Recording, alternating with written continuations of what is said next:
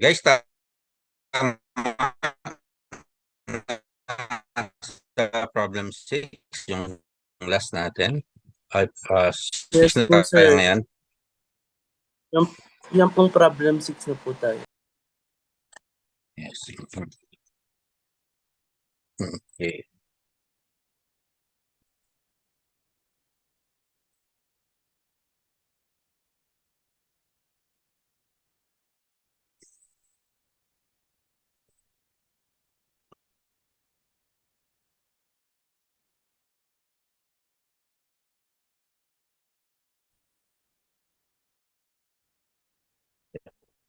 Take ko lang.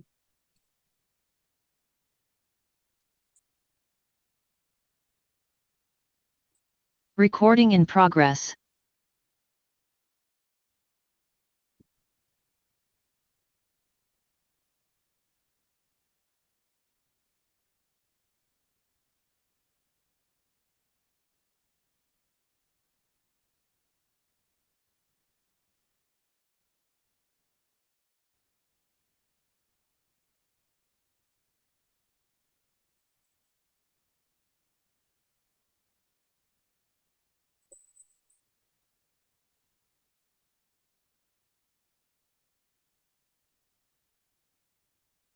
So this one, no?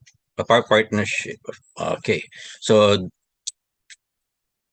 problem number 6, DEFG company, a partnership was formed on January 1, 2019. So with 4 partners, DE and FG. Capital contribution were as follows. So 25, 12,500, 12,500, and 10,000. So the partnership agreement provides that partners shall receive 5% interest in the amounts of their capital contribution. So sa ano to na capital contribution ng na. So in addition, DD is to receive a salary of 2,500 and EE salary of 1,500. The agreement further provide that F shall receive a minimum of 1,250 per annum from the partnership, and GG a minimum of 3,000 per annum. So both including amounts allowed as interest on capital and their respective share of profits. So the balance of the profit is to be shared in the following proportion. So 30%, 30%, 20%, and 20%. So that is after interest, no? So calculate the amount that must be earned by the partnership during the year 2019 before any charges for interest on capital on or partners' salaries, in order that DD may receive an aggregate of 6,250, including interest, salaries, and share of the profits. So dito meron tayong yung target amount to be received by each partner. So yun ang requirement, no? Kailangan magkaroon ma-compute natin yung target amount of okay. So ilang partners to? Okay, DEFG. So iwanan tayo ng table. So maybe 5 columns siguro, okay. Mm-hmm.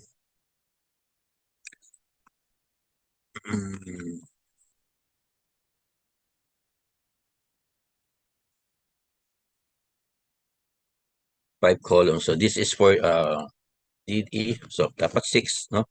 6 columns pala. 4 plus 2. Okay. For yung partners, so yeah, 6 columns. So this is for DD, F, GG. So dito yung total.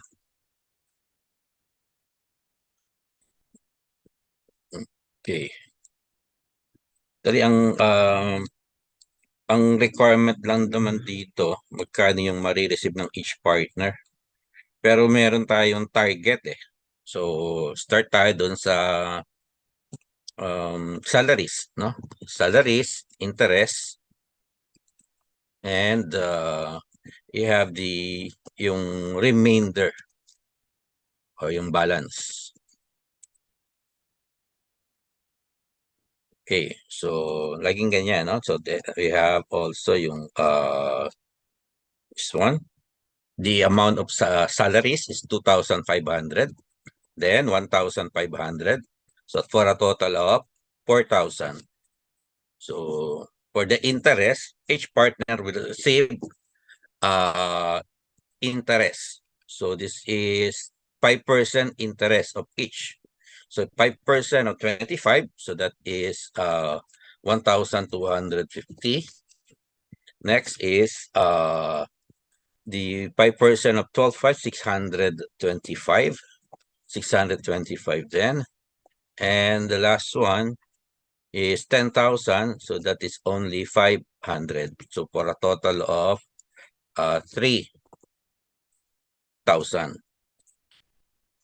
Okay, then remainder. So dapat doon sa remainder, no?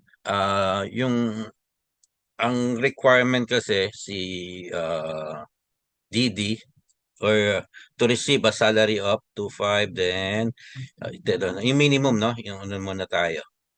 So GG a minimum of 3,000 per month. So hindi natin basta pwedeng ilagay dito yung 2,500 para ma-compute natin yung 3,000. So consider din natin yung isang partner, no? A minimum of 1,250 yung FF. Yung FF 1,250. So parang kung lalagay natin yung 1,250, okay, parang insufficient para din dito kay GG. Okay. Mhm.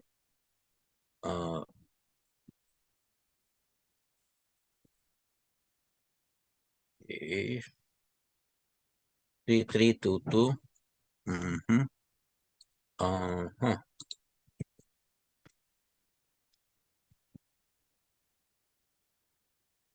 So if DD receive an aggregate of 6,250. So yung 6,250 doon tayo ano na, no? 6,250. So for DD. Yung remainder, so 6,250 minus 2,500 minus 1,250. So this is 2,500. And that 2,500 is equivalent to, tingnan natin yung percentage niya, 30%. So 6,250 divided by 30%. So para ma-compute natin, so that is alanganing amount to 15,333. So 15,333. Then multiply that by 20%, 20%. Of course, ito, the same lang ano nila, profit sharing 30-30. So this is also 2,500. Okay, so yung 15,333, multiply this by 20%. So this is 1,667. So alanganin ang ano natin. So this is 15,333. So gagawin ko lang yung ano, no, para wala na yung fraction, or pwedeng ano rin, lagay natin yung ano. So this is 16,000, 1,666. 1,666. Lagay natin kasi meron sa choices. 0.67. So 1,666.67. Yung isa naman 1,666.66. Para maging 15,333.33 yan eh. Yan. Okay, so the balance for EE is 4,625. Okay. For FF, so 2,291.67. And then for GG, so 2,166.66. So this is a total of teka. Nasa isip ko kanina yung Sir, oo, hindi po. 8,000 to. Oo, 8,000 pala to. Iba yung ano ko kanina, 2,500. Nasa isip ko na agad yung nasa dulo no? So this must be 8,333. Hmm.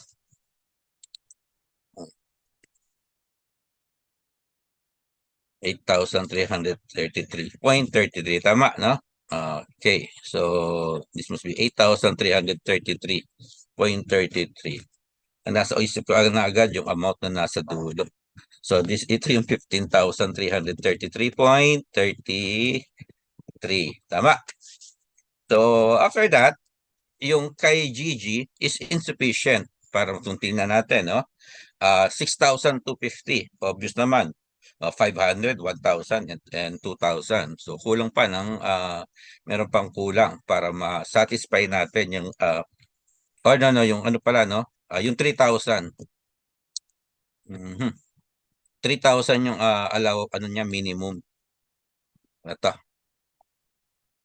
paghalo-halo ko na. So, for total, so may pa tayong kulang na 833.34. Dito, no? 34. Sa rounding up, kaya magkaroon tayong ano, no? So, ining 833.34. So, dito yung 16,167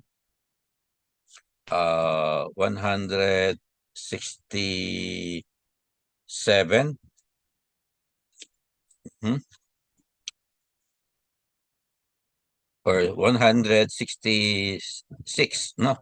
16,166.67. Ang tinatanong dito, the amount of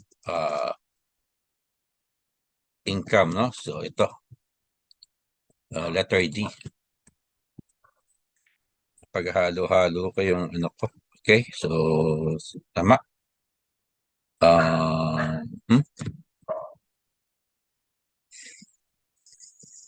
Minsan ako ganun mag-advance mag-isip no? Nung um, nasa chapter 2 pa lang kami, chapter 3 na yung tinatanong ko sa teacher. No? So, nadaanan ko na kasi. Okay. Mhm. Ayan.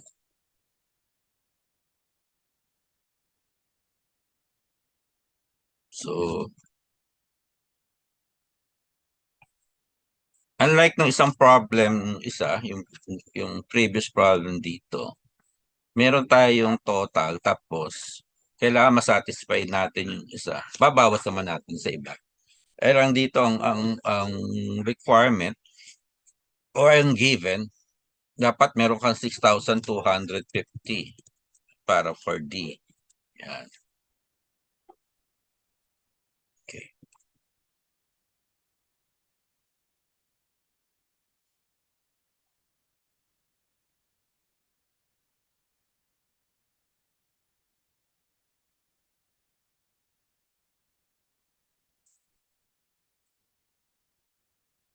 Okay na tayo dito. Next is problem number 7. A partnership was formed on January 1 with 4 partners, CPAS.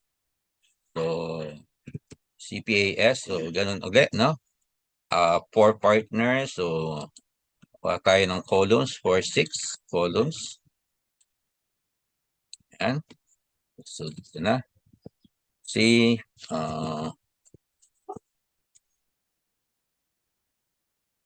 So this is the total. Okay. So capital contribution were as follows: 1,500,000, 500,000, and 400,000. The partnership agreement provide that each partner shall receive 5% interest. So ilagyan agad natin interest. So meron ng interest of 5%. So 5% on the amount of capital contribution. So yung capital contribution nila yung nabanggit mo una, no? 1,500,000. So that is 5%. So 50,000, 25,000, and also 25,000 and 20,000. So ayan, 120,000. Next is in addition, C is to receive salary. So meron salary. Salary of KC. So salary of 100,000. 100,000 and P salary of 60,000. So 60,000. Okay. Which are to be charged as expense of the business. Binanggit lang 'yon kasi pag pero actually ang salary hindi siya expenses talaga, part ng distribution. So may binabanggit na gano'n lang minsan, pero may ano yan minsan ba computation ng bonus, no? In addition, next is the agreement provide that A shall receive a minimum of 50,000 per annum from the partnership and S a minimum of 120. So ilagay ko lang muna rito. Meron tong 50. Okay, tama ba? 200. Okay. 50,000 si A and S 120. So ito 50, ito 120. Yeah. Okay, so next is both including amount of allowed interest, capital on capital, and the respective share of the profits. So the balance of the profits to be shared in the following proportion. So 30%, 30, 20, and 20. So ito na yung balance. So yung balance, okay.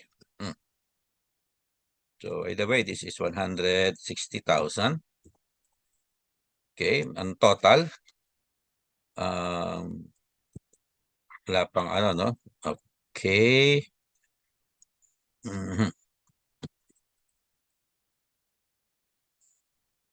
Okay, so calculate the amount that must be earned by the partnership before any charge for interest on capital or partners' salaries in order that C may receive an aggregate of 250,000 including interest, salaries, share, and share of profit. So medyo madali kasi nga si ang tinatanong. Ganun din yung tulad kanina, no? 250,000. So dapat 250 kay C. So ang requirement, so meron tayong balance of 100,000. 100,000. So dito makita natin si C, meron siyang 30% and P is also 30%. So dapat pareha sila, 100,000 din to. No? And then we have 20% and another 20% for S. So para ma-compute natin ang total, 100,000 divided by 30%. So 1/3. So 333. So this is 333,333.33. So dito natin lagay. Okay, so 333, 333.33. Then multiply this by 20%. 0.33 multiplied by 20%. So this is 66,600 66.67. So yun, no? 66,666.67. So yung isa, same, no? 66,666. 0.66 na lang. I-force balance natin para makuha yung 0.33. So, this time, yung total of P, so 185,000. Ito naman is 91,000. 666.67 and 86,000. 666.66. So, ito, yung total of this is 613. 333.33. Okay, so next. So titingnan natin yung kay A. Ang kay A, ang minimum niya 50. So nasatisfy natin 91. So galing na natin to. But for S, ang minimum is 100, guaranteed is 120. So yung 120, ito dapat yung total, no? So igay na lang dito yung 120.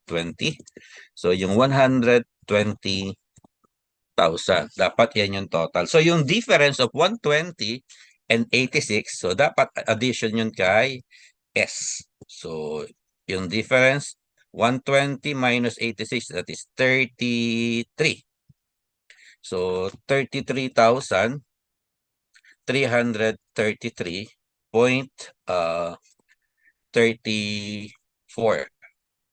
34. No, so yun idadagdag natin, no? 33,330. Okay? So 33,333.34. So in the total of this is 646. 646,300 666.67. Okay. So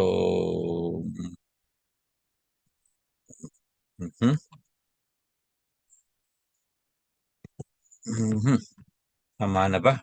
Calculate. So the amount that must be earned before, no? So ito yung answer. Okay. Before any charge for interest, capital, salaries in order that C may receive an aggregate of 250. So ito na yung total. So ito na yung total. Okay.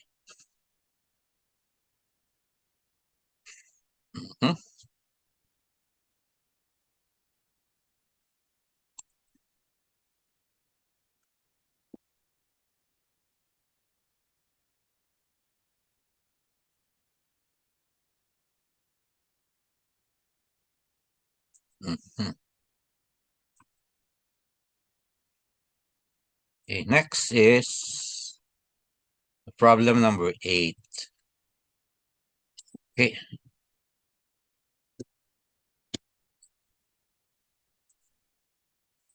May 1, may 2 ba ito? Wala na. Okay, this is Gary and Leasing. Okay, so Gary and Leasing created a partnership to own and operate a health food store. So the partnership agreement provides that Gary receive annual salary of 10,000 and Leasing salary of 5,000.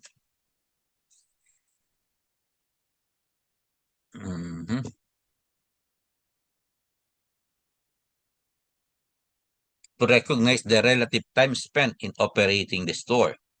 So remaining profit and losses were divided 60 60/40 to Gary and leasing, respectively.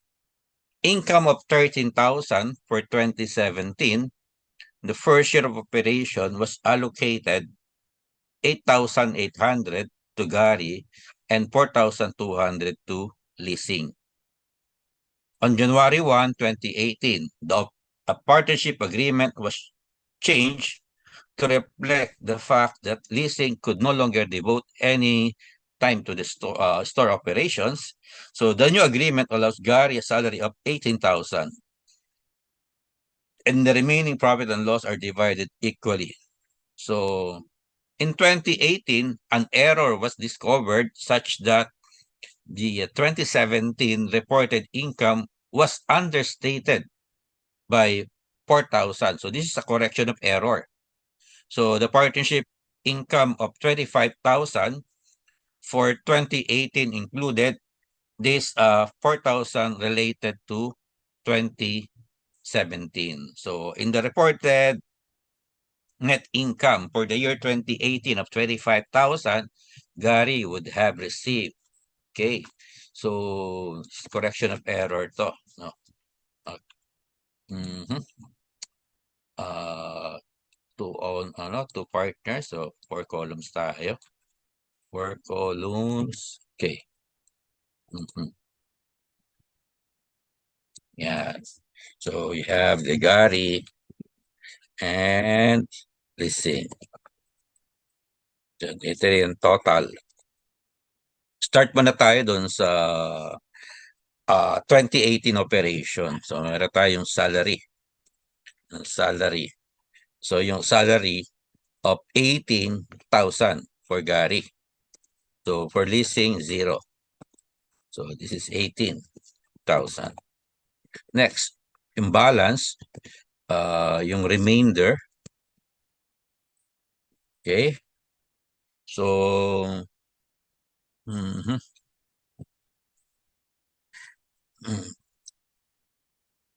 Nasaan na nga yun yung bago? Dito tayo.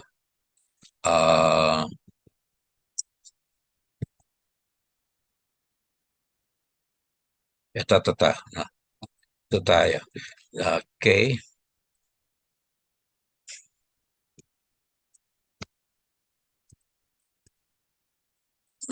Okay.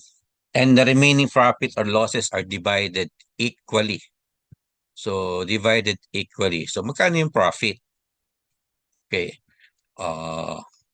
The partnership income of 25,000 included the 4,000 related to 2017. So, dapat 2017 yung ano. So, ang adjusted net income is only 21,000. So, dapat 21,000 lang di tayo rito. No, meron 21,000. Ito yung total. So, ito yung adjusted, yan na lang natin dito. Net income, 2018 net income equals 25,000 minus 4,000. So, 21,000. Kaya 21,000 ang ilagay natin. No? So, yung balance or remainder, 21 minus 18. So, this is 3,000. No? To be divided equally. So, 1,500 and 1,500. Okay. Kaya lang ang tanong, in the reported 25,000. So, in the reported 25,000, so yung 4,000 i-divide pa natin, no? Kaya lang yung 4,000 to be divided using the ratio of 2017. So, dito yan, no? Meron tayong 2017. Okay, so meron 4,000 here. And ito yung 25,000. So, paano natin i-divide yung 4,000? Using the, okay, ito yung ratio nila ng 2017, 60/40. Ito, 60/40. So, okay. Bigay natin dito yung 60, 40 na ano. So this is 60%, so 24 and 16 and 1,600. Okay, so ang total, ito na yung pinaka-total, no? Paano natin total? Actually, pwede natin maglagay dito. Magkano yung share, no?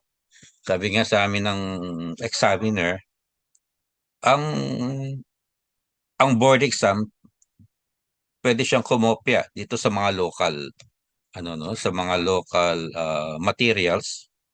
But then, pwede niyang palitan yung ano, papalitan niya lang yung mga questions. So, pwedeng dito, halimbawa, ito yung tanong dito, pwedeng itanong niya mas sa susunod, ito, magkano yung naging salary para sa, or yung share on the net income for the year 2018 based on adjusted net income of 21,000. So, pwedeng ito yun, no? 19,500 and 1,500. Okay, pero yung ang answer natin dito naman is 21,900. Pwedeng ito naman ang tanong 21,900 and 3,100. So, ano ba ang answer dito? Gary would have, okay, so 21 uh, received, no? 21,900. This is the answer. Okay.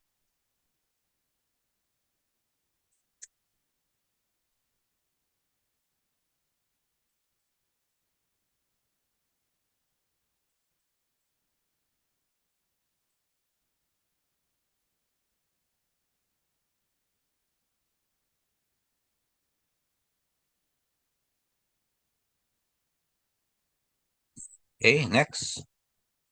Number 9.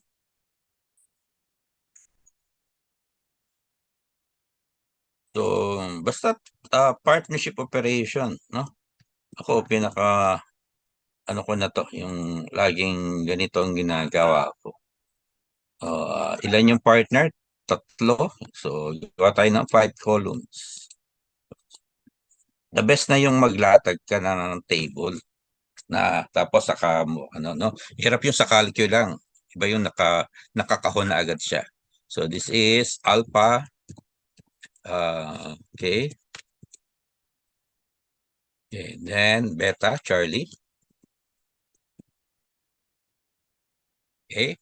So Alpha, Beta, and Charlie invest 40,000, 30,000, and 25,000 respectively in a partnership on June 30, 2017. And they agreed to divide the net income as follows. So number 1, interest. So lagyan natin agad si interest. So yung interest of 10% of based on beginning capital. So ang capital nila 40, so 30, so this is 4,000, 3,000, and 2,500. So for a total of 9,500. Next is salaries. So salaries, okay, salaries of 10, 8, and 6. So 10,000, 8,000, and 6,000. 24,000. Remaining net income or loss divided equally. Okay. A minimum 18,000 of income is guaranteed to Charlie regardless of the results of operation, kahit mayroong losses, no? If the net income for the year ended before interest and salary allowance to partners was 44,000, what is the amount of net income credited to Alpha? Okay. Ang pwedeng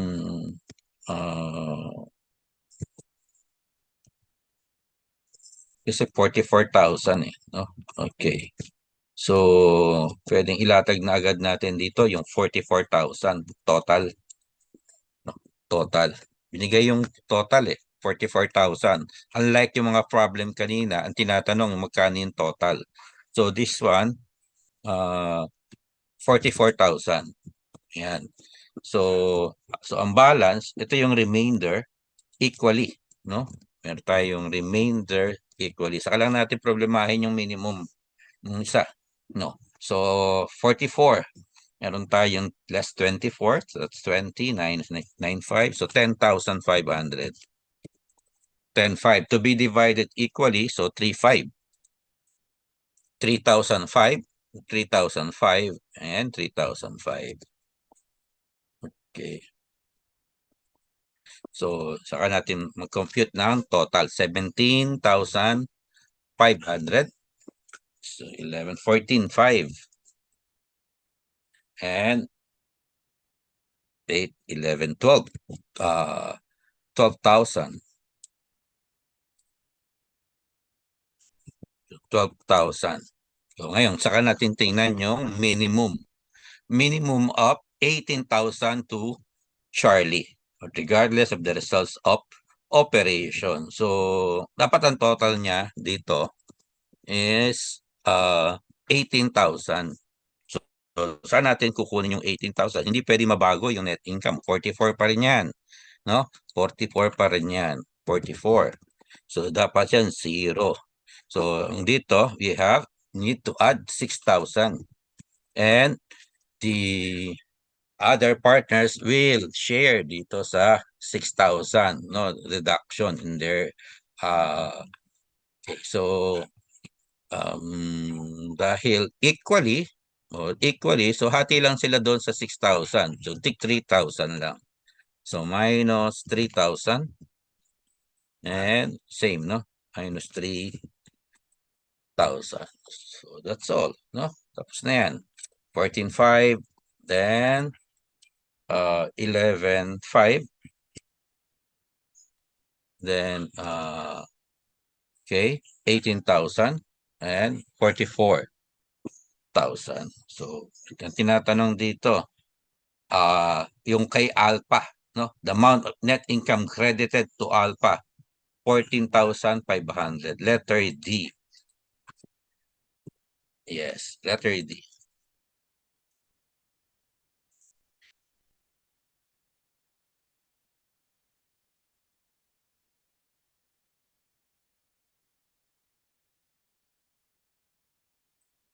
Mhm.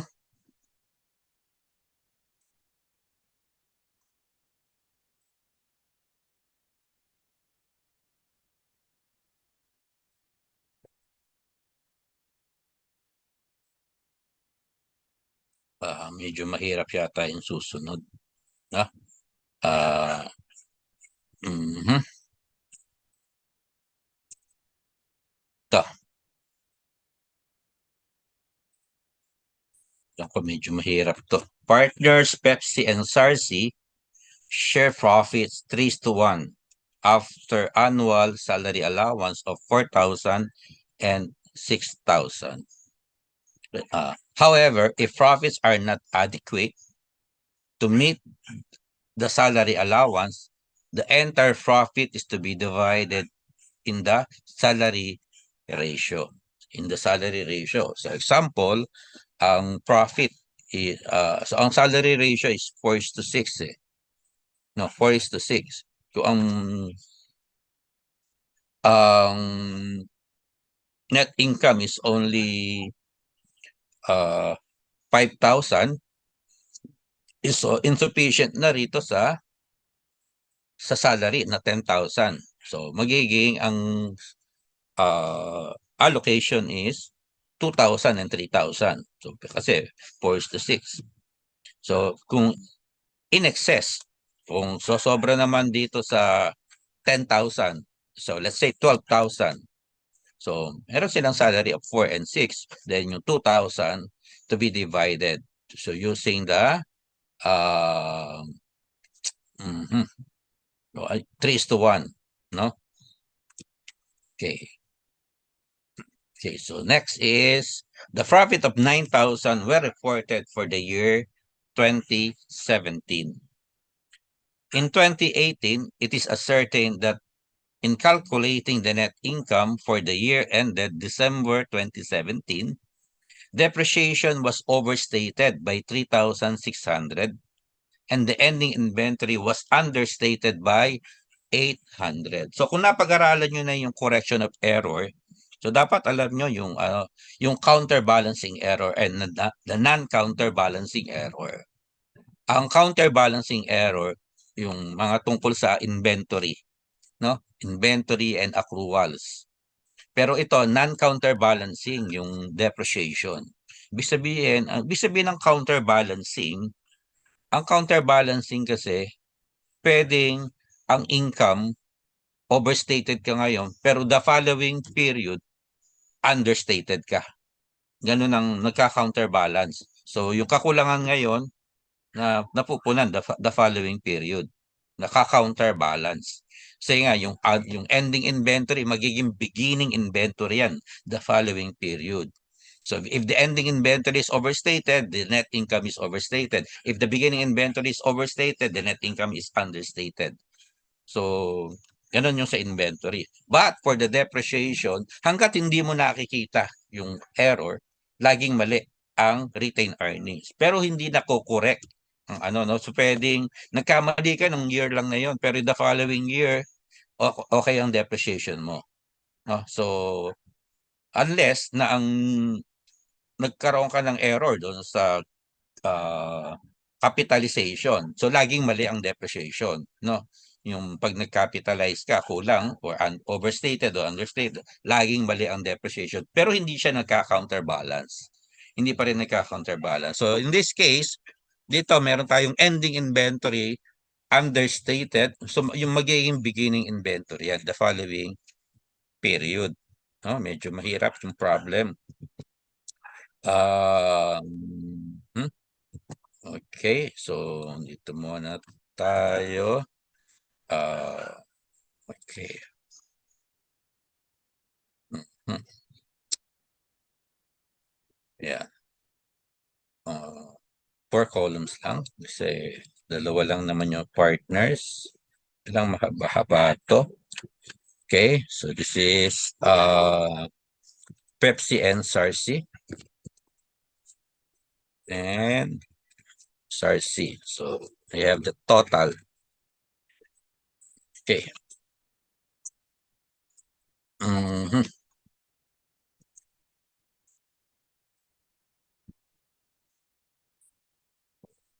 Okay.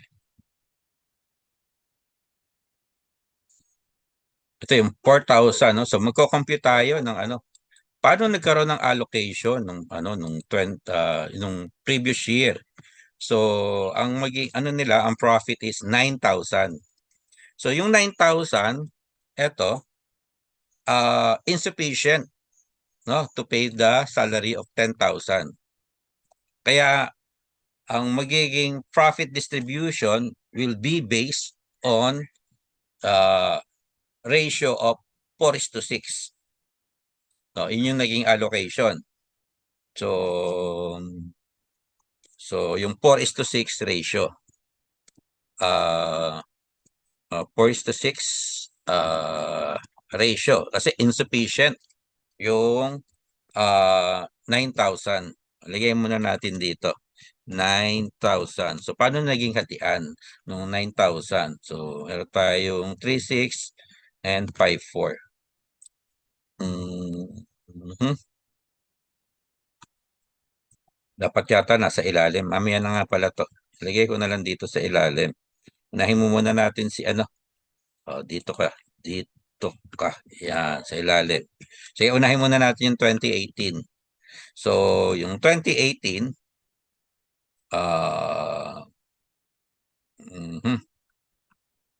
yung 2017, corrected. Dito. Lagay na lang natin. Corrected 2017 net income. Okay, yung corrected 2017 net income. So start tayo sa 9,000. So 9,000. So ang sumunod yung depreciation, no? Yung depreciation was overstated. If the depreciation is overstated, net income is under. So dapat dagdagan natin ng 3,600 depreciation. Susunod, we have ending inventory was understated. If the ending is under, net income is under. So dadagdagan din ng 800. So ito na 'yon, yung corrected, no? Okay, or adjusted. So 9 plus 3 sa 12 of 13,400. So meron tayong 13,400. So yun ang i-allocate natin ngayon. So paano i-allocate yung 13,400? So based on meron tayong salaries, ito yung dapat naging naging allocation. So yung salaries of 4,000 and 6,000. 4 and 6. So ang total is 10,000. Then so this time meron tayong allocation. Magagamit natin yung allocation na 3:1. So yung 3:1 remainder, no? Remainder using the 3:1. Ito yung correct dapat. So ang total is 13,000 ano to 400. So ang balance natin 3,400. So yung 3,400, that is 3:1, 3/4 and 1/4. Ano ba yung 1/4? 1/7, 850. 850. So 850 yung 1/4. So multiplied by 3, 2,550. So 2,550. So ito yung naging allocation. So for a total of 6,550 and 6,850. Ngayon, tingnan natin ano yung tanong. Okay. In 2018, it is okay. Okay. The amount of net adjustment in the books of Pepsi and SARC are. So dito, ito yung corrected. Ito yung correct, no? Correct allocation. Ito yung correct allocation. Yan, 6,550 and 6,850. But using the 9,000 profit, ang naging allocation nila is 4:6. So yung 4:6, 40% of 9,000. So that is 3,006 and 5,004. So 3,006 and 5,400. So ito na yung adjustment. Ito na yung adjustment, no? Net adjustment. So ayan. So 6 minus 3, 2,000, 3,000 minus plus, so 2,950 and 1,450. So ito, no, 4,400. Okay. Okay, the amount of net adjustment in the books of Pepsi and SARC. So 2,950 and 1,450, letter B.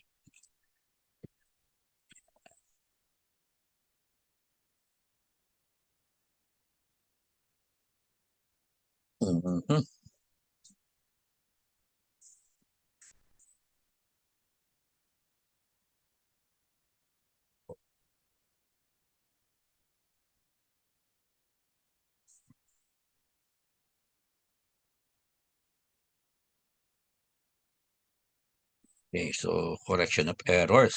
So tapos na yata. Okay na tayo.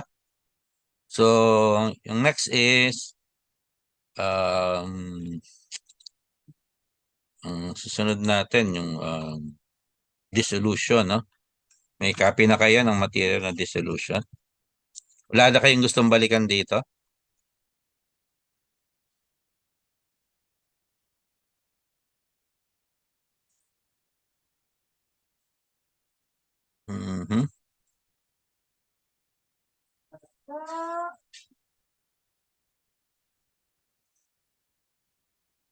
Ano yung comment dito na 2.5 lang dapat? Merong nag-comment?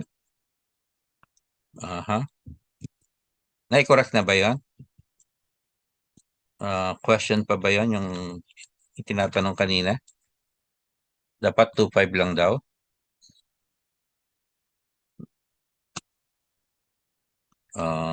Stop sharing ko na, no?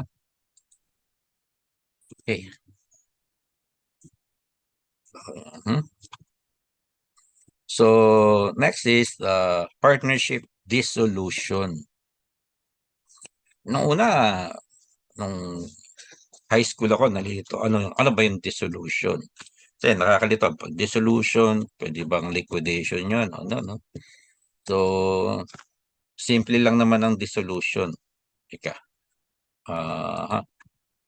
partnership dissolution. And, okay. So, ito na gamitin ko.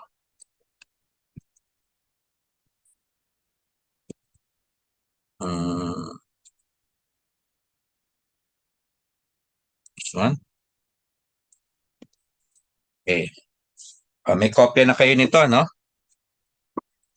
So, dito na lang ako mag-solve. So, partnership dissolution refers to the legal termination of the former partnership and creation of a new partnership as a result of factors that change the membership in the firm. So, ito yun. No? Dito, yung partnership ang binabanggit dito, palitan natin. No? Ang dissolution refers to legal termination of the former contract. Yung partnership kasi contract, yung kontrata. Then magkikreate ka ng panibagong contract, no? So, bakit nagkaroon ng changes sa contract as a result of factors that change the membership in the firm. So, mapapalitan. No, ang example niyan, admission. So, halimbawa, A and B partners. Then, they share profit 50%, 50%. They admit a new partner C. So, hindi naman pwedeng tapos nilang i-admit si A and B, ang contract nila 50-50 pa rin. So, papalitan na natin yung kontrata ni A and B. So, isasama mo na si C. So, magkakaroon na ng panibagong profit sharing. So, papalitan yung kontrata. Ganun din kapag through withdrawals. Alam ba, A, B, and C. They share profit 40-40-20. So, hindi naman pwedeng, halimbawa, after mag-withdraw ni C, 40-40 pa lang din ang marireceive ni A and B. So, mapapalitan na naman yung kontrata. No? Hindi pwedeng, nag-withdraw na siya, meron pa rin siyang share doon sa profit na 20%. So, yun ang madidissolve yung contract. No? Yung contract, no? Hindi yung operation. So, the dissolution does not require the termination of the business. And dissolution means that the partnership books are brought up to date through any necessary adjusting entry. So, gano'n naman kapag halimbawa mag-admit ka ng new partner, ang gusto ng new partner, i-adjust muna natin yung book of accounts nyo. No? Baka mamaya merong overstated or understated. Okay, changes in the membership of the partnership occur with the addition, ito yung admission, of a new partner or the retirement or withdrawal of the present partners. So, ito yung start, no? Accounting for admission. New partners are often a primary source of additional capital needed by the business or needed a business expertise. So, the legal structure of the partnership requires that the admission of a new partner be subject to unanimous approval of the present partners. So, a new partner may be admitted by, number one, acquiring part of the existing partner interest directly in a private transaction with the selling or partner, or by investing capital directly in the partnership. So, parang yung number one, parang ano lang to, ang journal entries to debit the capital and credit another capital. So parang may binili lang na binenta ng isang existing partner yung interest niya. But yung number 2, by investing capital directly in the partnership, you debit the asset and credit the capital of the new partner. So possible magkaroon pa ng changes din sa capital of other partners. So it depends on their agreement. Pwedeng magkaroon ng bonus method or pwedeng magkaroon ng revaluation of the assets. So the purchase of an existing partner's ownership by a new partner is a personal transaction that involves existing partner and the new partner without otherwise affecting the records of the partnership. So accounting for this method is very straightforward.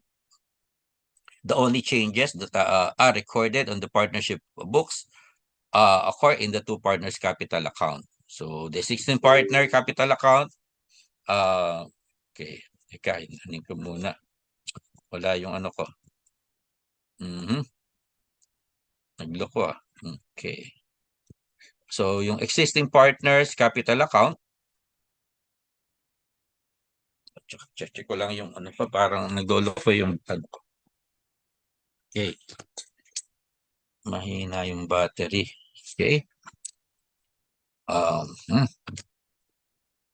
Okay, the existing partners capital account is debited and the new partner's capital account is credited. Okay.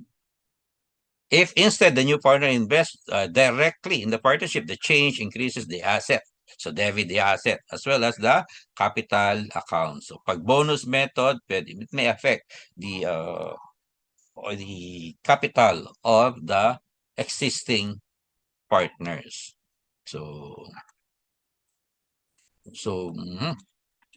Okay, accounting for retirement or withdrawal. So a partner of a firm may decide to retire from the firm due to age, health issues, or any other reasons.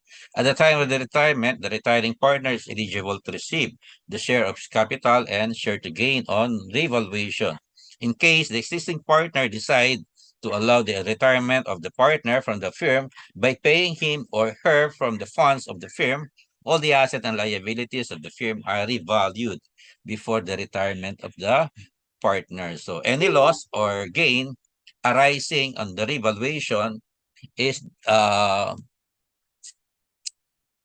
distributed among the partners using the profit and sharing ratio mutually agreed upon. If the problem is silent, we will use the existing profit and share ratio before the admission. So same with the admission to purchase, no? So settlement is if the settlement is more than the capital interest, so there is a bonus to retiring partner. Otherwise, bonus to remaining partner. Okay. So for problem number 1, okay, ang medyo ang tanong dito, the capital balance of Eva, Aracia, and Isa immediately after the admission of Isa. Okay. So minsan ito ano tawag dito, yung partnership minsan may mga difficult problem, no? Tingnan natin ang ano niya. Okay. For capital balance and profits sharing percentage for the partnership of Eva, Ara, and Sia in January 1 are as follows. So 140, 100, and 160,000. On January 2, the partners agree to admit Isa in the partnership for a 25% interest in capital. And the earnings for investment in the partnership of 120,000. So partnership are not to be revalued. So okay, ang tinatanong dito, the capital balance of Eva, Ara, and Isa. Okay.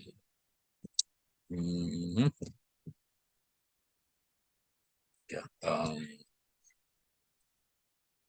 inisip ko yung ano rito eh.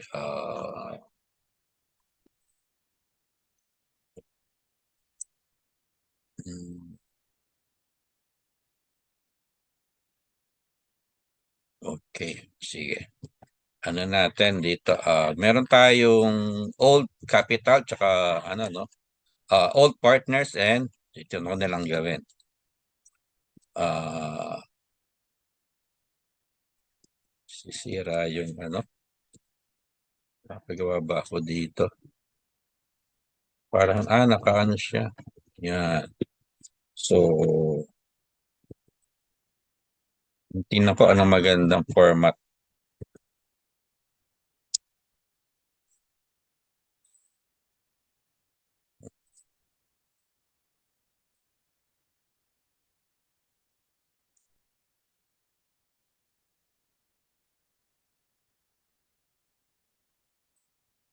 Okay, so sige, ano natin. Okay, so yan, okay na lang, 'no. Eva, ikaw na lalagyan ng ano, table. Ara and, Sia, then, pasok na natin si Isa sa ilalim. Isa, yeah. Okay, so yung capital balance of the partners, so parang ito yung, contributed capital. So meron tayong mhm,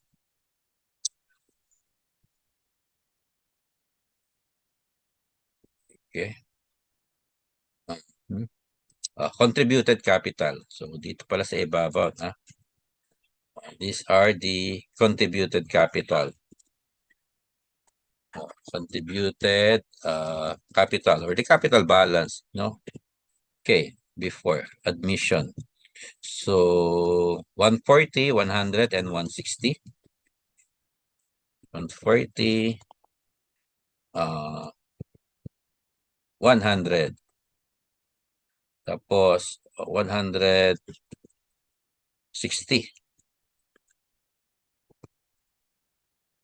Well, isa, kakaroon siya ng contribution of 120,000. Ayun, 120,000. Okay, so ang total of this is 100, 140, then so meron tayong 500, 520,000. So ito yung total, 520,000. So, okay, tayo.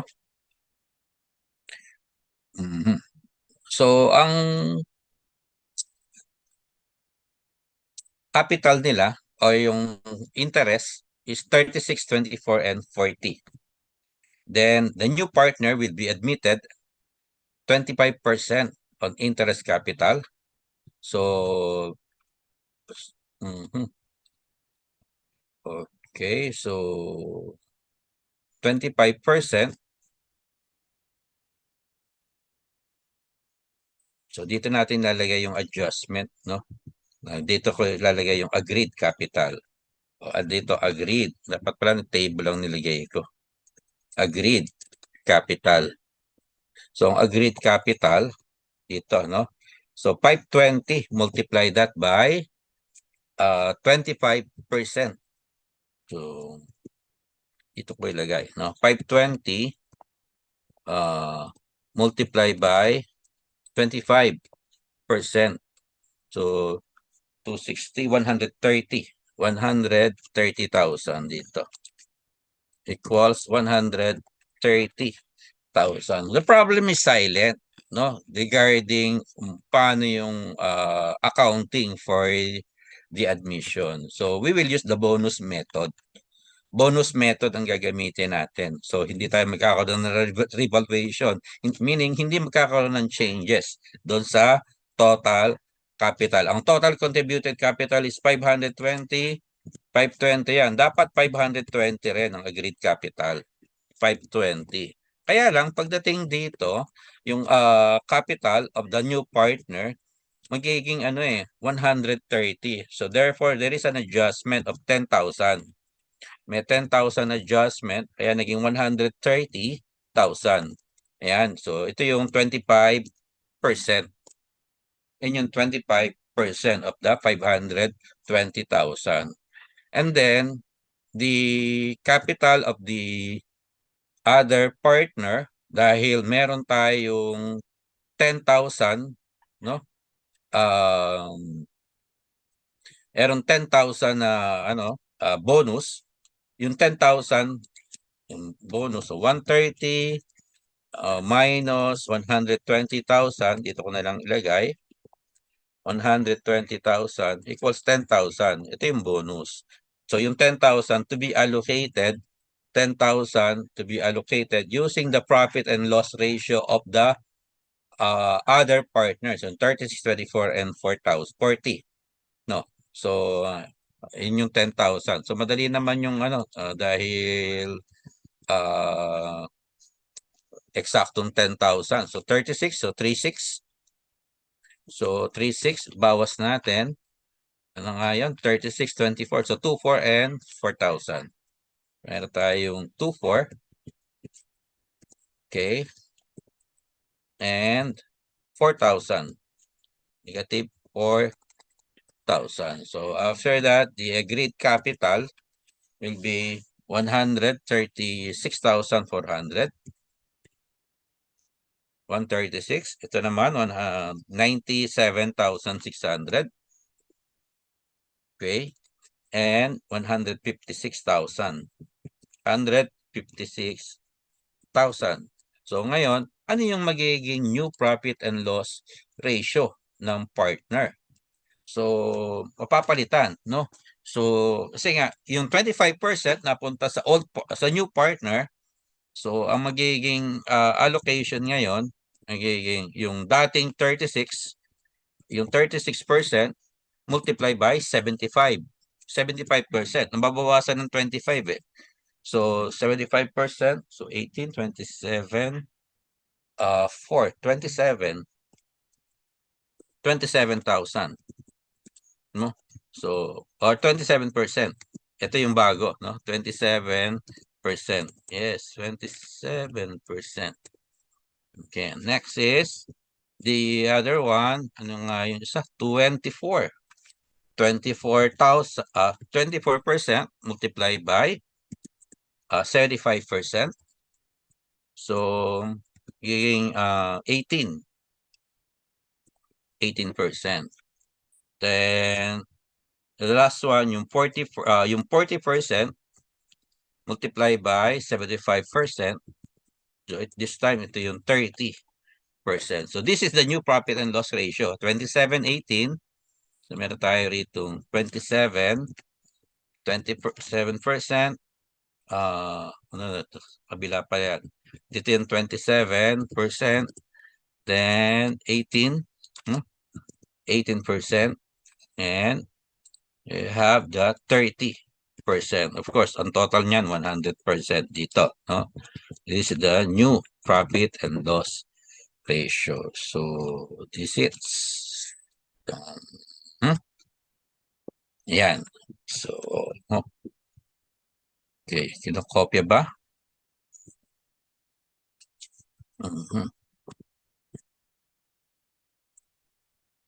Para magkasya. Ayan.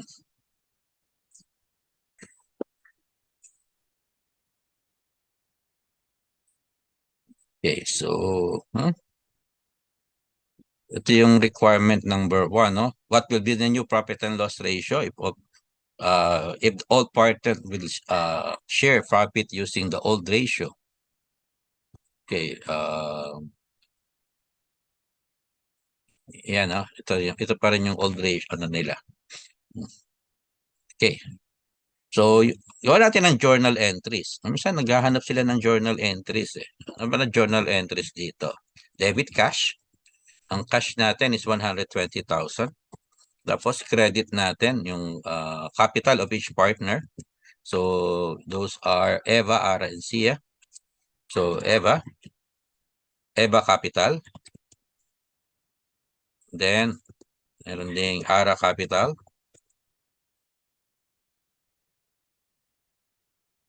And Sia capital. And credit the Isa capital. Okay. So amount. So yung amount to be debited, ito, no? Yung 3,624 and 4. So 3,006. Meron tayong 24 and 4,000. So ito na yung 130,000. Okay, so ilang yung journal entries. So bonus to new partner or bonus from existing partner.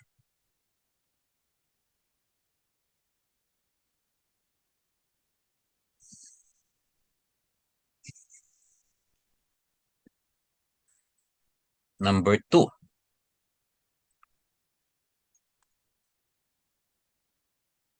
Hmm?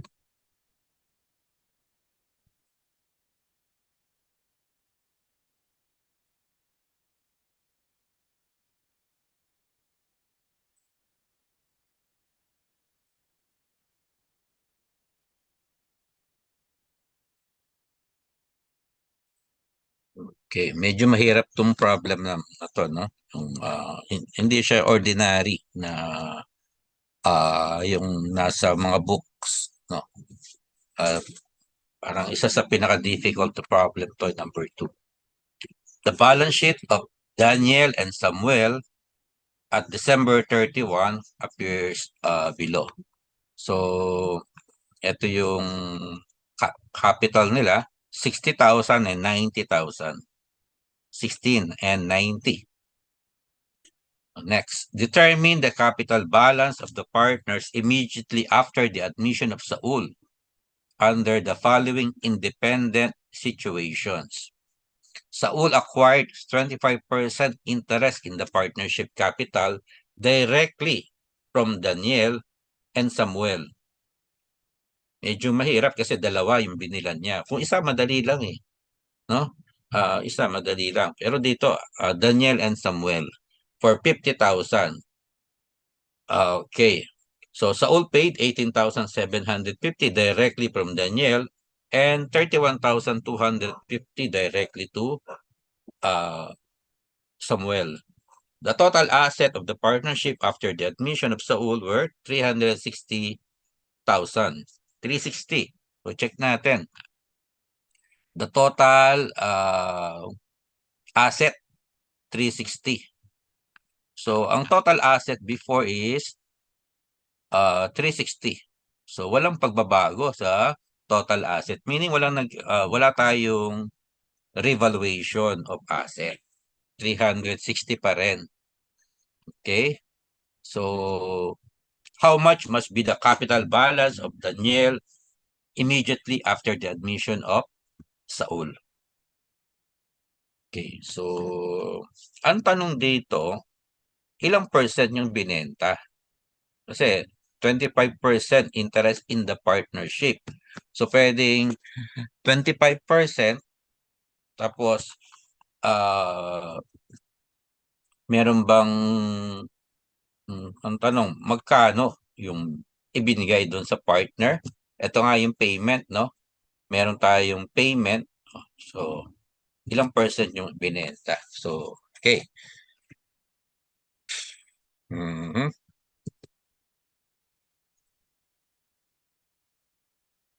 Hindi to ordinary problem. So, sabi ko nga, ito ha. Okay.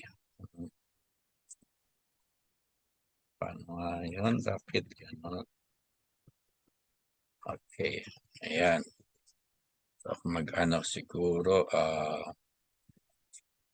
4 columns. Kahit 5 columns. Ani sobra. Okay. So, nandito have dapat 4 columns lang. Sige. Mhm.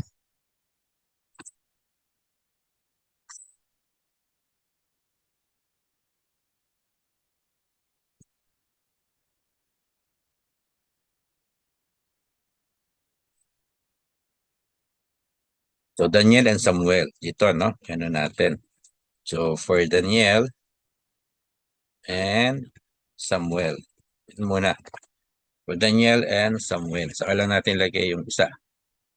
Okay. So, ang capital balance nila, yung dalawa, is 60 and 90. 60,000 and 90,000. Ito yung capital balance. Tapos, nagbenta sila eh. Okay. Okay. Ganun. Capital balance. Nakaano siya. Okay. So, ang capital balance is 1690. Ah,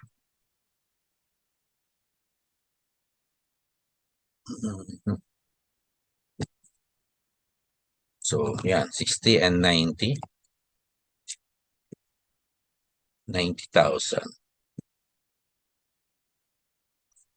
Then, the new partner will be admitted. Okay.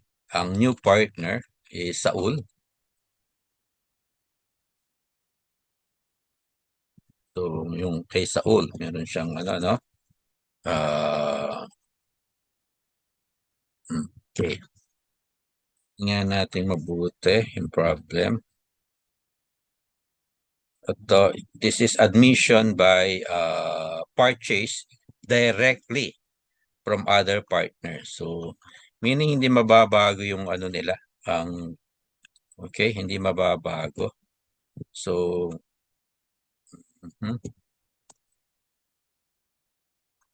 okay, so 50.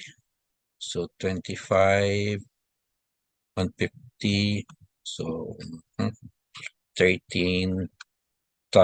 So, yung capital sold, tapos meron kang selling price. So, mag-ano muna ako rito. Dito ko na lang ilagay, no? Yung capital sold. Tapos, meron tayo rito yung meron niyang selling price. Selling price. Andito yung gain. No. So, kaya baliktad. Pwedeng selling price, meron kang capital sold or gain. So, ito yung gain. So, ang naging selling price nila, ito, no? Yan natin dito, ang total, 18,750 tsaka 31,250.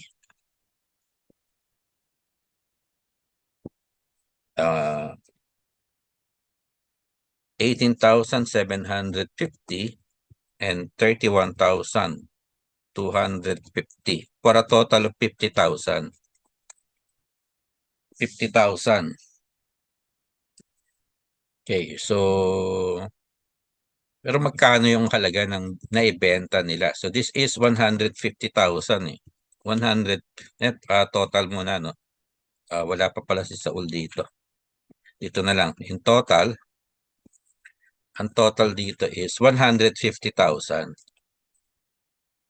Yan. So, kung i-compute natin, ang capital sold is 150,000 multiplied by 25%.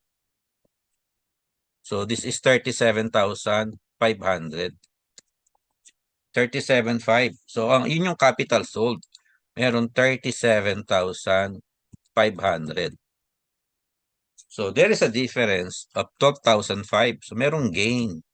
So, yung gain na yan, personal gain ng partner yan. No? Kasi dito natin malalaman magkano ide-debit natin doon sa each partner based on yung sa nito, no?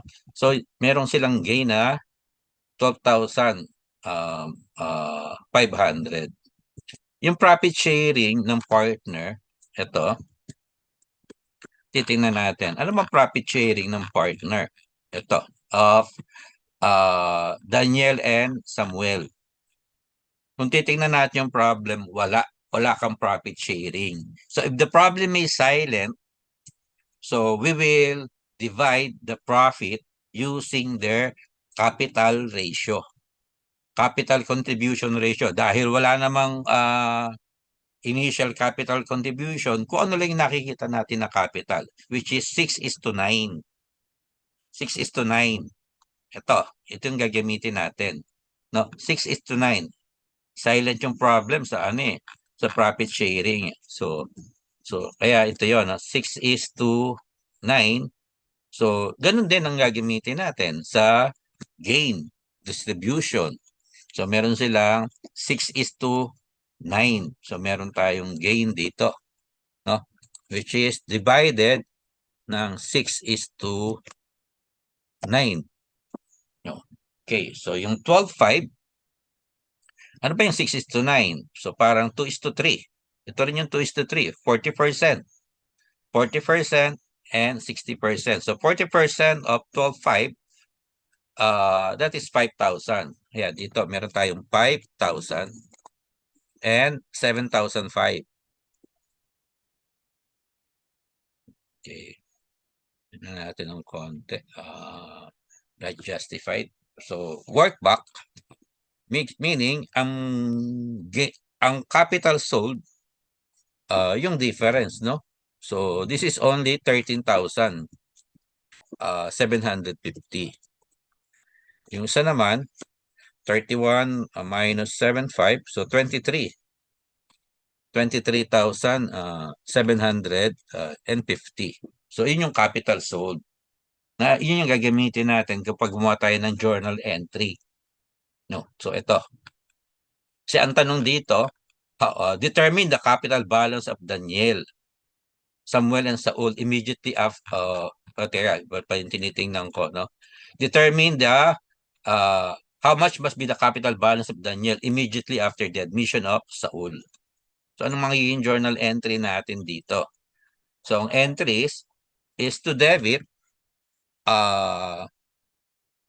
okay, so debit Daniel, okay, also debit Samuel, and credit natin si Saul.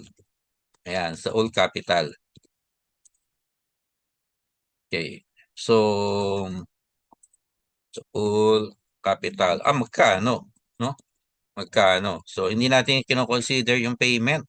Ang ko-consider natin dito, magkano yung capital sold? So, 13,750, 13,750.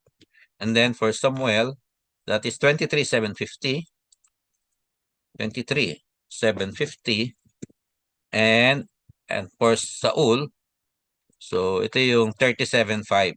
So ito na yung journal entries for this.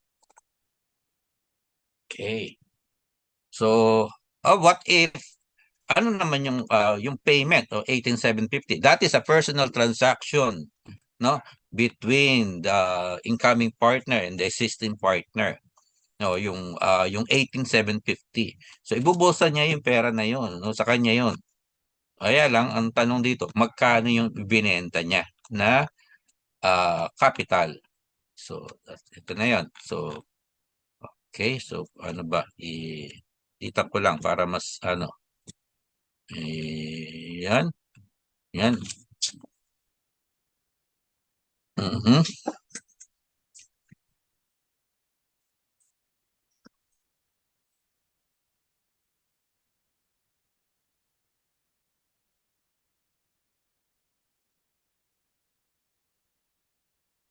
Mhm.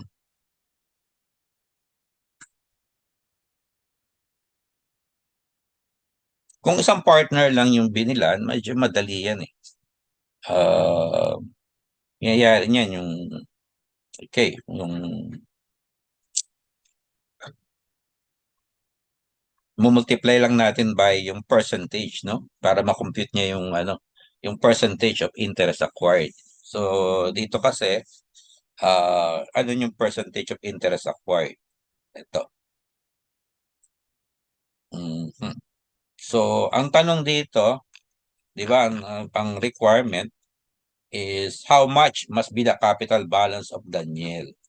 So, yung kay Daniel, mababawasan ng 13,750. So, yung capital balance nila, ito, capital balance of 60. So, ito yung capital balance. Dito ko ilagay, no? Capital balance. Okay, so dito. Mhm.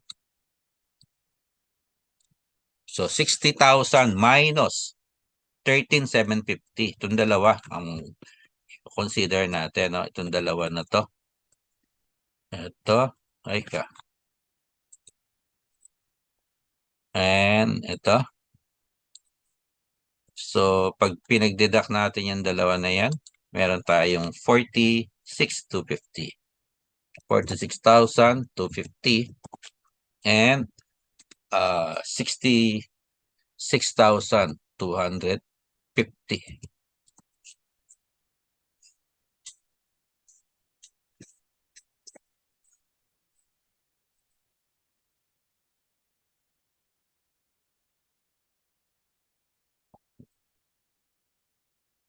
Okay, next. Medyo mahirap, no? Mhm. Next problem. Yeah, letter B. Assume the same facts as in except that the total asset of the partnership were 410 after the admission. Magiging 410 daw. Kasi dito kanina, yung asset remains the same, no? 360. So 360 yun nandito sa balance sheet eh. 360. Magiging 410. Meaning magkakaroon tayo ng asset revaluation of 50,000. Okay. January 1, inventories had a fair value of 85. Ito, 85 yung inventory. Ang inventory niya rito is 75. So, mag-i-increase ng 10. 40,000 na lang yung difference. And then, while the PPE, 265,000.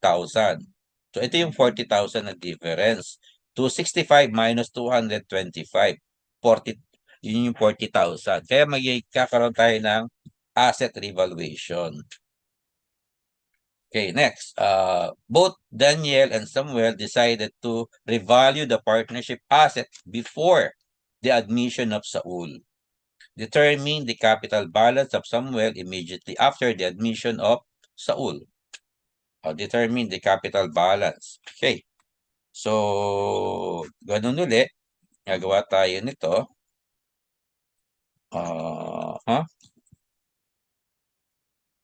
Okay, copy ko lang. Ay, teka. Mhm.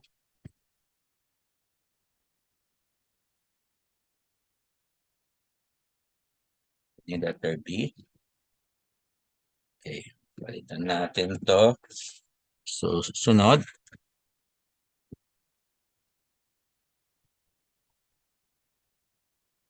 Yan. So, merong asset revaluation. So, asset revaluation.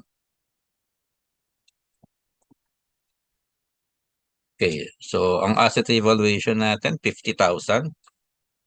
50,000. So, yung 50,000 to be divided again using their ratio of 6:9.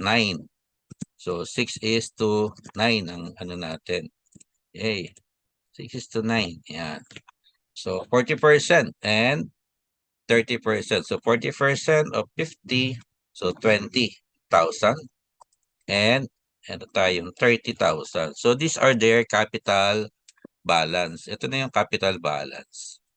So, yung balance is 80,000 and 120,000. So, these are the capital balance before admission. So, 200,000. Okay, next. Basahin natin yung problem. So, oh. So, the same lang din ng letter A. So, yung sa all acquired, 25% interest in the partnership by paying 50,000 directly doon sa dalawa. 50,000 ang payment. So, dito, ang mangyayari, ang 50,000, eto, lalabas, yung 25%, 200,000 multiplied by 25% is also 50,000. So, kaya lumalabas walang gain, walang loss. No gain or loss dito.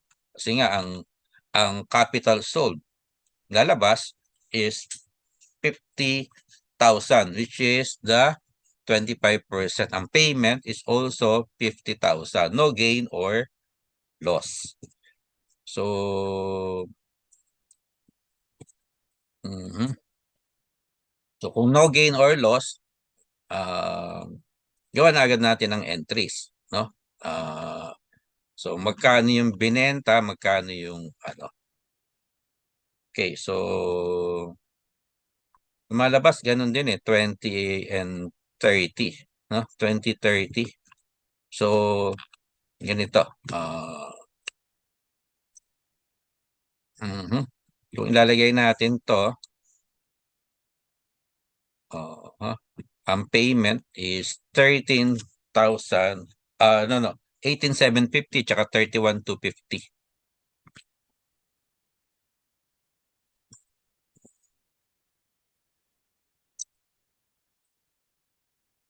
Okay, kaya lang, no gain or loss. Tama. Tingnan muna natin mabuti. 50,000 selling price. 50,000 ang capital sold. So, 0. Lalabas dito, 0. Kaya lang, yung, okay, so 0. Tama. Hindi na natin kailangan ilagay. So, ang journal entry to record this, kung ano yung journal entry, is to debit. Unahin muna natin yung asset revaluation. Debit inventory. Kano nga yung inventory? From, so, 85, 75. So, merong 10,000. 10,000. Also, debit. Ano yung account name? PPE. PPE. 40,000. So, unahin natin yung asset revaluation. Tapos, saka lang natin ipasok yung admission. So, yung Daniel Capital of K50, so 20,000. And Samuel Capital of 30,000. 30,000. So, ito yung asset revaluation. Then, they will admit a new partner. So, debit. So, meron tayong Daniel. Meron tayong Daniel Capital. Okay. And Samuel Capital. And this is the Saul Capital. So, walang gain or loss. Okay. So, this is it, no? Ang amount to be debited, magkano? So, and dito,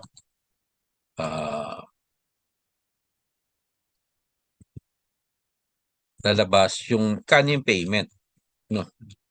Magkano yung payment? That is 18,750 and 31,250.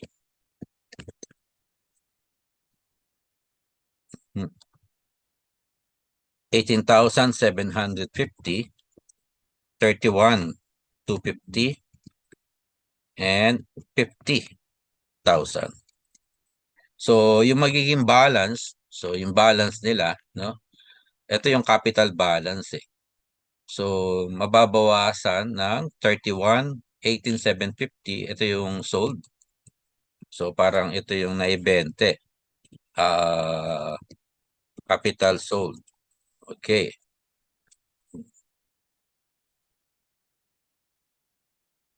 So 18,750 and 31,250. 31,250.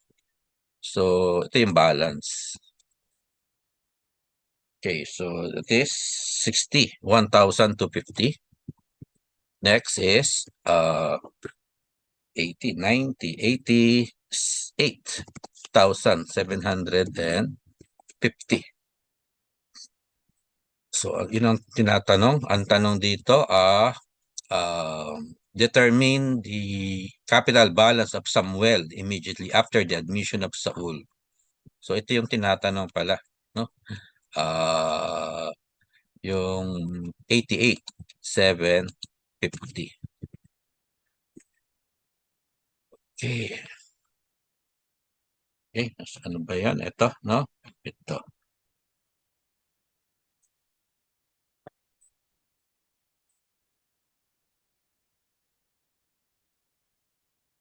Then another journal entry, ito, for the admission.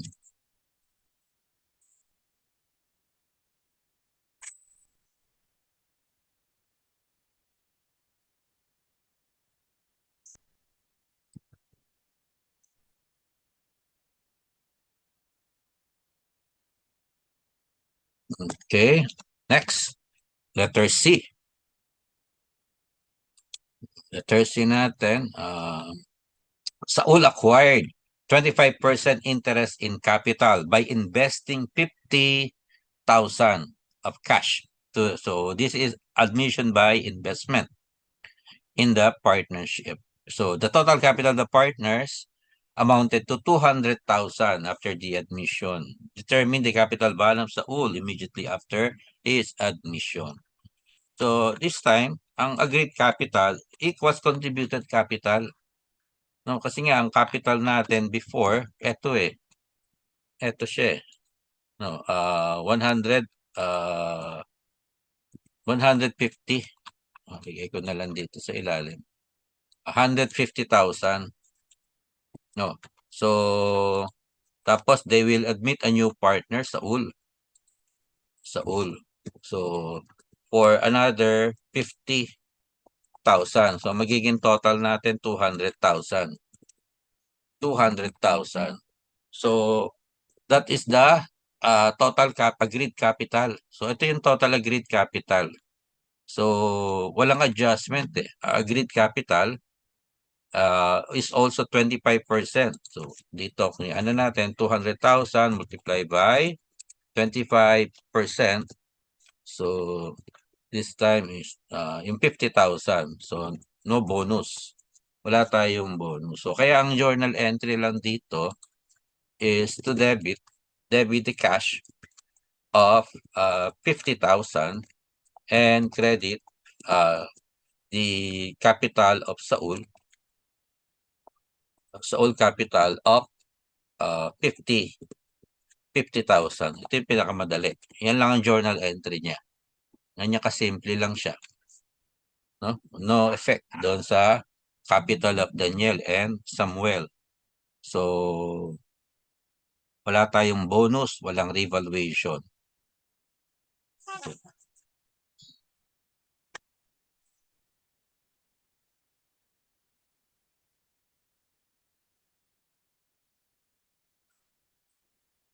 Next, problem number 4.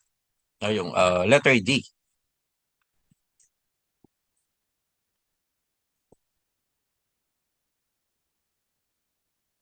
Okay, so letter D, Saul acquired 25% interest in capital by investing 80,000 into the partnership. The total capital of Daniel and Samuel after the Saul admission amounted to 320,000.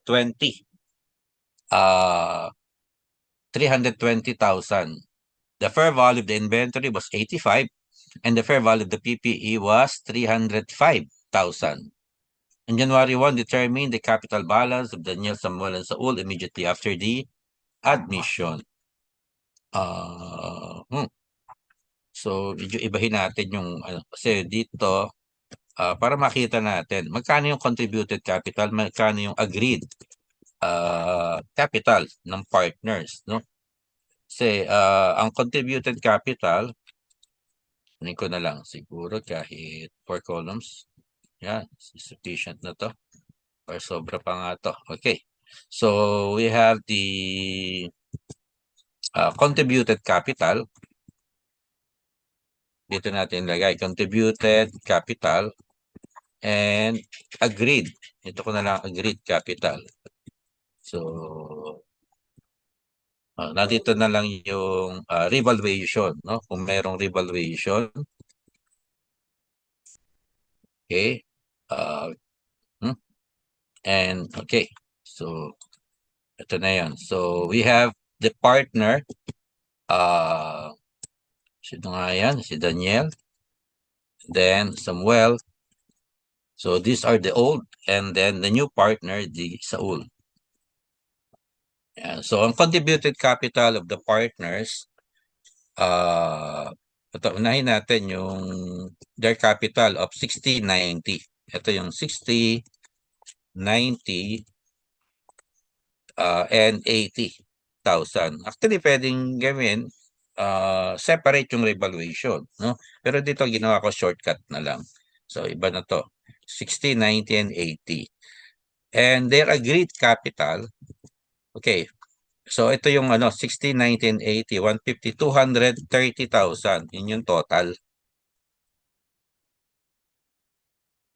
So, ito na yung total. But, the total agreed capital after the admission, namangin doon 320,000. 320.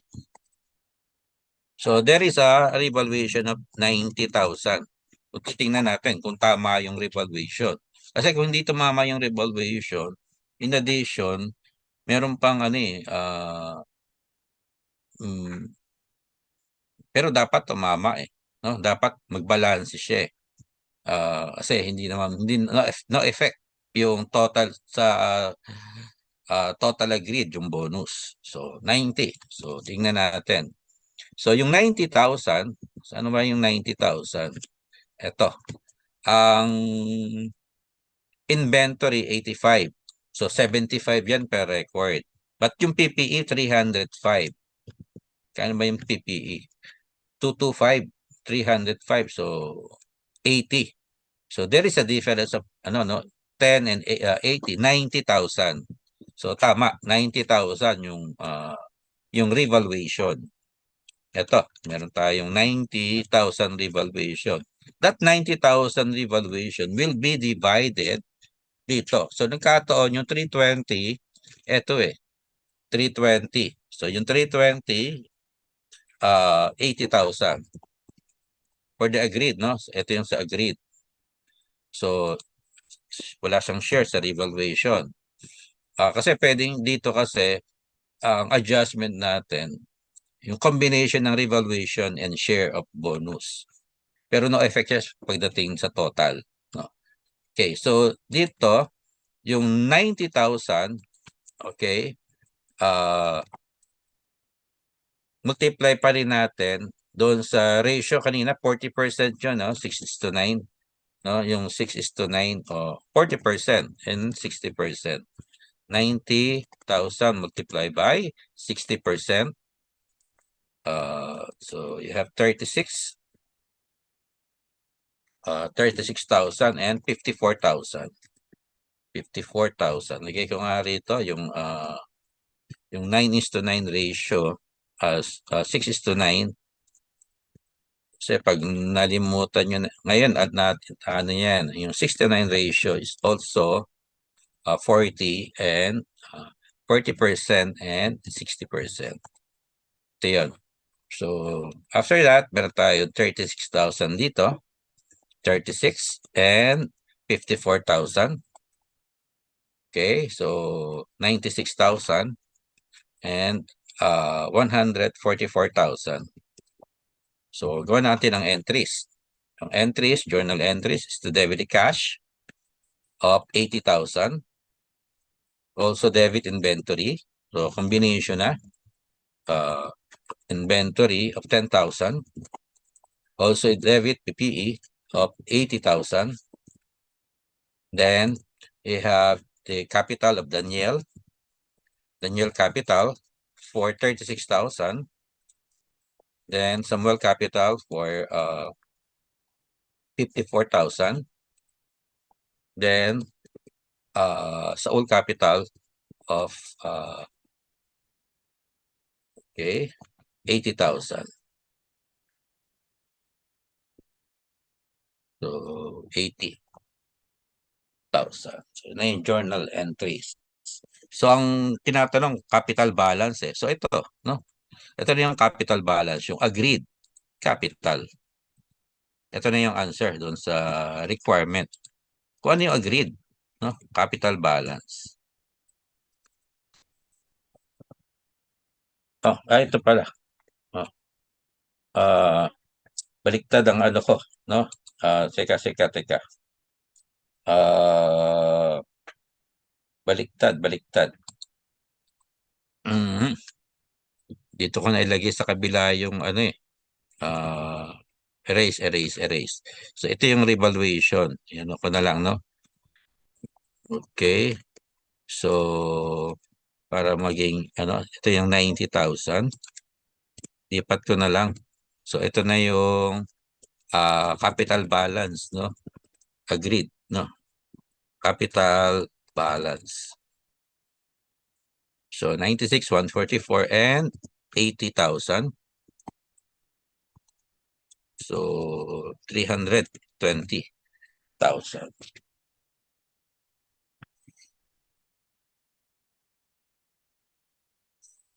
Mhm.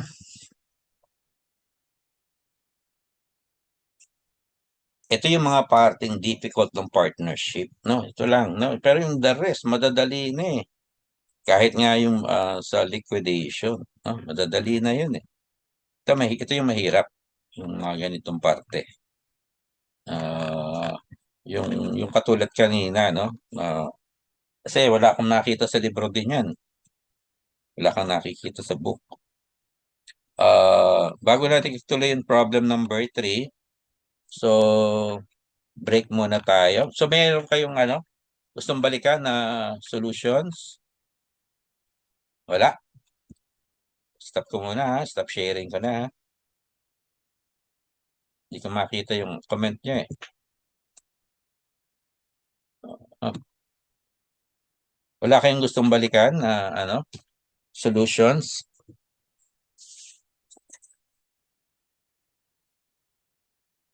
Sige, break muna tayo. So, balik tayo after 10 minutes. 10 to 15. Copy? Yes po. Sige.